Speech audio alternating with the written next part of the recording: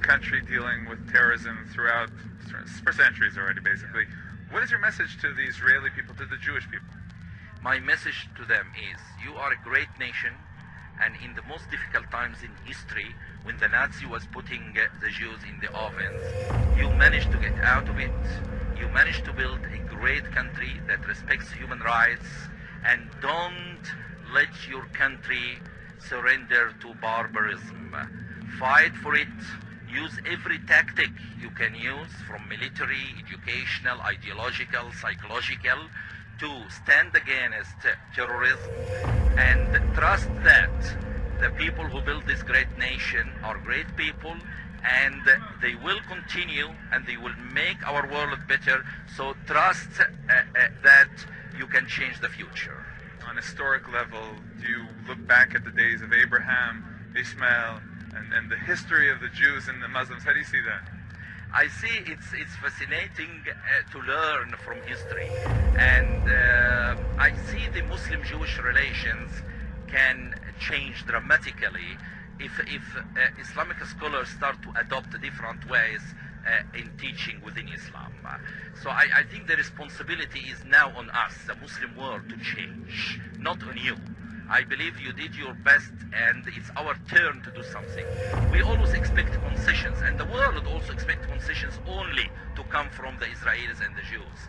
But it's now our turn to do some form of concessions, otherwise the problem will not be solved. I have been to Israel twice, and I'm telling you, the Jews do not hate the Arabs. It's us, we are causing the problem, and we have to change.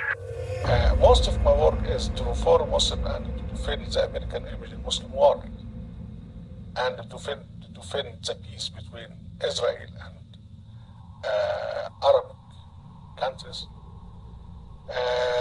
Defending America, even in its politics, mosque here is more important than the mosques in Arabic and Muslim world. And this is make the role of American mosque here is very sensitive and very dangerous.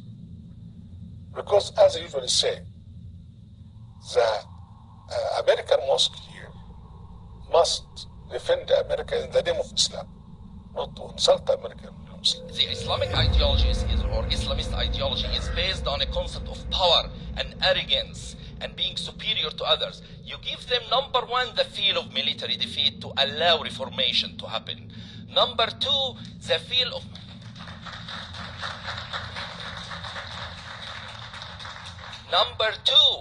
of mental defeat, which is by allowing and encouraging heavy criticism of the Islamic theology.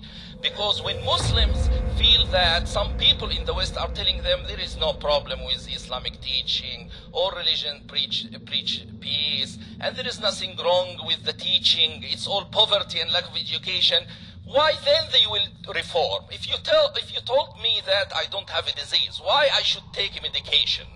This is what's happening now in the world. Heavy criticism of Islamic ideology and theology and encouraging it is vital, because it will put pressure on Muslims to say, oh, there is something wrong, let us try to accept or adopt other forms of teaching. And by these two mechanisms, military defeat and ideological defeat, the reformation can happen and change can start.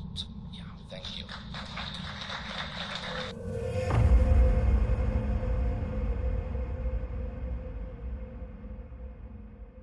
يا أيها الذين آمنوا لا تتخذوا بطانة من دونكم لا يألونكم